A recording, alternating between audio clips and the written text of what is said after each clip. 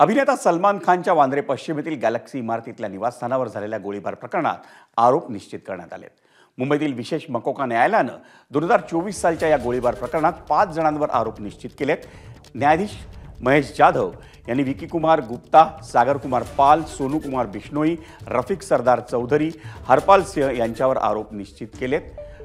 पण त्या सगळ्यांनी स्वतःला निर्दोष असल्याचं सांगितलंय. या प्रकरणाची सुनावणी आता लवकरच सुरू होणार आहे. या प्रकरणात लॉरेन्स बिश्नोई, त्याचा भाऊ अनमोल बिश्नोई आणि रावताराम स्वामी यांना पोलिसांनी फरार आरोपी म्हणून दाखवलंय.